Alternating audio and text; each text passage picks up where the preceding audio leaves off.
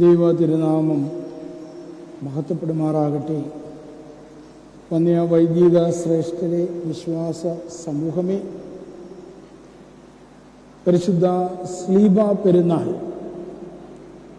September മാസം 14-ാം തീയതി, ഈ വർഷം അത് ഞായറാഴ്ചയായിരുന്നു. തുടർന്നുള്ള കാലഘട്ടത്തെ സ്ലീബ കാലം അഥവാ യുഗാന്ത്യകാലം എന്ന് സഭാപിതാക്കന്മാർ നമ്മെ പഠിപ്പിക്കുന്നു. AD 320 അല്ലെങ്കിൽ അതിൻ്റെ അടുത്ത വർഷങ്ങളിലോ ആണ് കർത്താവിൻ്റെ രക്ഷാകരമായ സ്ലീബ ഹേലനി രാജ്ഞി റോമിൽ നിന്ന് യെരുശലേമിലേക്ക് യാത്ര ചെയ്ത്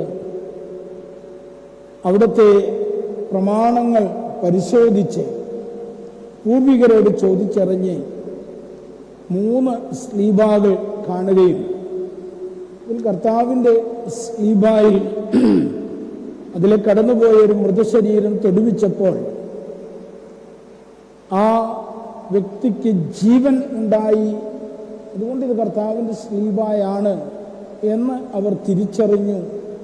അന്നു മുതൽ പ്രത്യേകിച്ച് ആ സ്ലീബായുടെ അംശങ്ങൾ ലോകമെമ്പാടും സ്ഥാപിച്ച് ബഹുമാനിച്ചു എന്ന് മാത്രവുമല്ല, എൻ്റെ കർത്താവിൻ്റെ കുരിശിലല്ലാതെ പ്രശംസിപ്പാൻ എനിക്കിടയാക്കരുത് എന്ന പൗലോസ്ലീഹായുടെ വചനം അന്ന് കുറെക്കൂടെ അർത്ഥവത്തായി തീരുകയും സഭയാകമാനം സ്ലീബ ശത്രുവിന് നേരെയുള്ള തോൽക്കാത്ത ആയുധമാണ് എന്ന ആ സത്യം ദാവീദ് പരിശുദ്ധ റൂഹായാൽ പാടിയ സങ്കീർത്തനത്തിൽ പറഞ്ഞിരിക്കുന്ന ആ സത്യം ഉൾക്കൊള്ളുകയും സ്ലീബ വന്ദനവും സ്ലീബ കൊണ്ട് പ്രപഞ്ചത്തെ ആശീർവദിക്കുകയും കർത്താവിൻ്റെ സ്ലീബ ഉയർത്തി നാട്ടുകയും ഒക്കെ ചെയ്തതായി ചരിത്രത്തിൽ ഉടനീളം നാം കാണുന്നുണ്ട്. ക്രൈസ്തവ സഭയുടെ അടയാളം രക്ഷാകരമായ സ്ലീബായാണ്. അത് വേണ്ട എന്ന് പഠിപ്പിച്ചിരുന്നവർ തന്നെ ഇപ്പോൾ സ്ലീബ പ്രത്യേകമായി ആദരിക്കുവാനും അവരുടെ ചിഹ്നമായി ഉപയോഗിക്കുവാനും തുടങ്ങിയിട്ടുണ്ട്. പൂർണ്ണത്യാഗത്തിൻ്റെയും സ്നേഹത്തിൻ്റെയും നിതാന്തമായ ഉത്തമ മാതൃകയാണ് സ്ലീബ എന്ന് നാം മനസ്സിലാക്കുന്നു. സ്ലീബായിലല്ലാതെ ലോകത്തിന് പാപപരിഹാരമില്ല, ലോകത്തിന് മോചനമില്ല. സ്ലീബ നമ്മുടെ കർത്താവിൻ്റെ മനുഷ്യാവതാരത്തിൻ്റെ സിംബൽ ആണ്. The image and perfect symbol of the incarnation of our Lord and Savior Jesus Christ എന്നാണ് പിതാക്കന്മാർ പഠിപ്പിക്കുന്നത്. ഈ സ്ലീബ കണ്ടെടുത്ത പെരുന്നാൾ മുതൽ കൂദശീത്തോ വരെ, ഈ വർഷം അത് നവംബർ 2-ാം തീയതി ഞായറാഴ്ചയാണ്. അതുകൊണ്ട് നവംബർ 2-ാം തീയതി പരിശുദ്ധനായ പരിമല തിരുമേനിയുടെ പെരുന്നാൾ ഇത് ഞായറാഴ്ച വരുമ്പോൾ തിങ്കളാഴ്ചയിലേക്കാണ് നടത്തുക എന്ന് നമുക്കറിയാം. അതുകൊണ്ട് പെരുന്നാൾ ഈ വർഷം 2ഉം 3ഉം ആയിട്ടാണ് നടത്തുക. ഈ വർഷം കൂദശീത്തോ ഞായറാഴ്ചയായിട്ട് വരുന്നു. തിരുമേനി കാലം ചെയ്ത വർഷവും അത് കൂദശീത്തോ ഞായറാഴ്ചയായിരുന്നു എന്നാണ് കലണ്ടർ പ്രകാരം കാണുന്നത്. പറയുവാൻ ആഗ്രഹിക്കുന്നത്, ഈ സ്ലീബ കാലത്തിൻ്റെ പ്രധാന ചിന്ത കർത്താവിൻ്റെ 2ാമത്തെ വരവിലേക്ക് നാം നോക്കി പാർക്കുന്നു എന്നുള്ളതാണ്.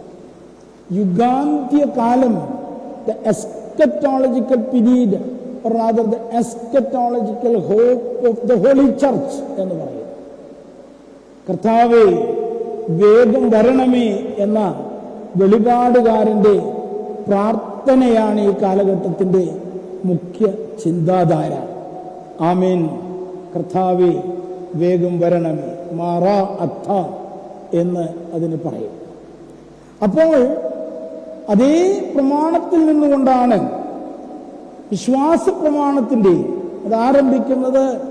സർവശക്തിയുള്ള പിതാവായി ആകാശത്തിൻ്റെയും ഭൂമിയുടെയും, നമുക്കറിയാം, കാണപ്പെടുന്നതും കാണപ്പെടാത്തതുമായ സകലത്തിൻ്റെയും സൃഷ്ടാവായ സത്യ ഏക ദൈവത്തിൽ ഞങ്ങൾ വിശ്വസിക്കുന്നുവെന്ന് ആരംഭിച്ചിട്ട് പുത്രനെക്കുറിച്ചുള്ള വിശദമായ പുത്രന്റെ മനുഷ്യാവതാരത്തെക്കുറിച്ച് വളരെ വ്യക്തമായി പിതാക്കന്മാർ പഠിപ്പിച്ച കാര്യങ്ങൾ നാം ഉച്ചരിക്കുകയും പരിശുദ്ധ റൂഹായെക്കുറിച്ച് പറയുകയും വിശുദ്ധ സഭയെക്കുറിച്ച് അതിൻ്റെ കൂദാശകളെക്കുറിച്ച് സംസാരിക്കുകയും ചെയ്തതിന് ശേഷം ഒടുവിൽ നാം പറയുകയാണ്, മരിച്ചുപോയവരുടെ ഉയർപ്പിനും വരുവാനിരിക്കുന്ന ലോകത്തിലെ പുതിയ ജീവനുമായി ഞങ്ങൾ നോക്കി പാർക്കുന്നു.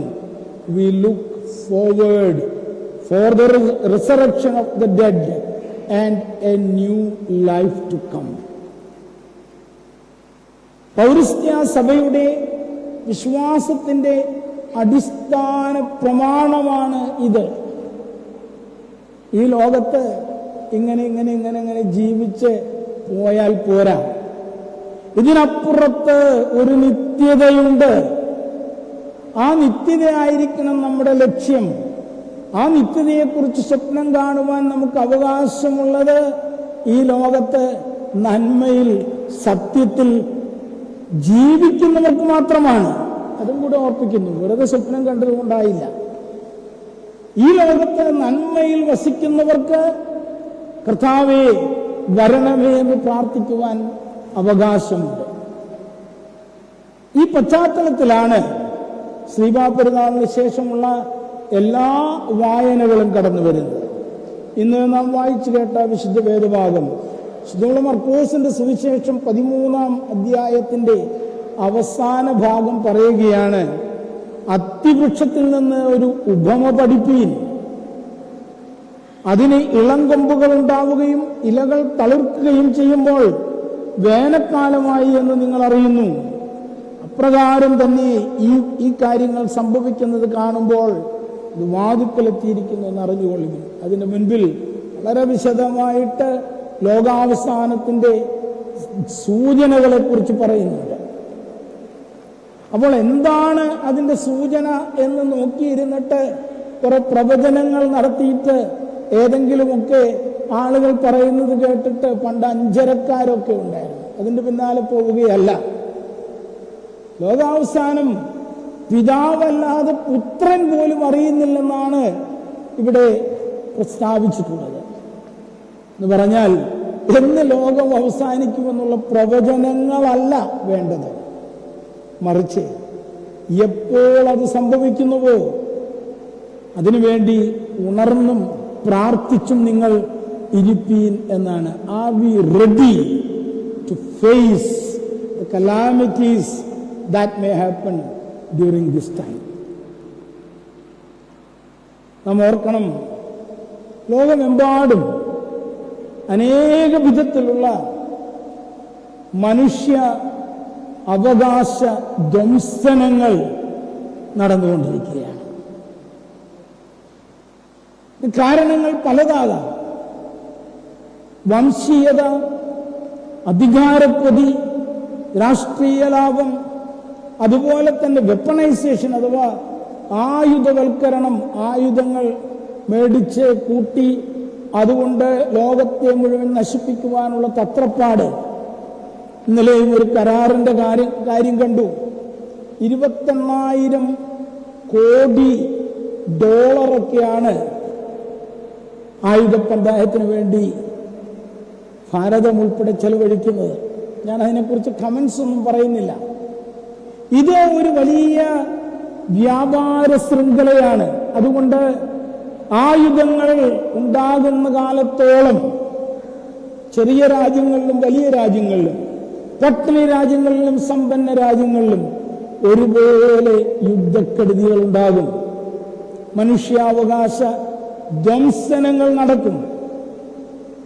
കാരണം എന്തുമായിക്കൊള്ളട്ടെ, പക്ഷേ ലോകത്തിന്റെ ഒരു കോണിൽ ഒരു സമൂഹം മുഴുവൻ പട്ടിണി കൊണ്ട് മരിക്കുന്ന, അതേസമയം അവരുടെ തലകളിൽ മിസൈലുകളും ഡ്രോണുകളും വർഷിക്കപ്പെടുന്ന, അവരെ തീർത്തും ഇല്ലായ്മ ചെയ്യുന്ന ഒരു സംസ്കാരമാണ് 21-ാം നൂറ്റാണ്ടിന്റെ മധ്യത്തിലേക്ക് കടന്നു വരുമ്പോഴും ലോകത്തിന്, മനുഷ്യജാതിക്ക് ഉള്ളത് എന്ന് ഓർക്കുമ്പോൾ തീർച്ചയായിട്ടും നമ്മൾ ലജ്ജിതരാകേണ്ടതുണ്ട്.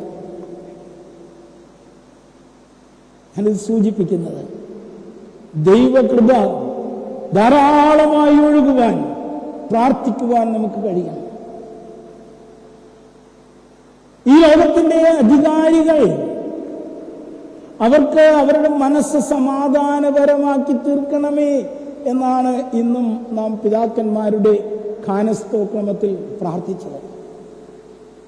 ഇപ്പോൾ സ്വയം അവകാശപ്പെടുകയാണ്, ഞാനാണ് നോബൽ സമ്മാനത്തിന് യോഗ്യൻ. കാലഘട്ടത്തിന്റെ പ്രത്യേകതയാണ്. ഞാൻ ഇന്ന കാര്യങ്ങൾ ചെയ്തു, അതുകൊണ്ട് എനിക്ക് സമാധാനത്തിന്റെ അവാർഡ് ലഭിക്കണം. അങ്ങനെയാണ് ഇപ്പോഴത്തെ കാലം പോകുന്നത്. ഈ ചെയ്യുന്നത് എന്താണ്, അത് നമുക്ക് വിഷയമല്ല. ഞാൻ ആരെയും വിമർശിക്കുവാൻ നമുക്ക് അവകാശം ഇല്ല.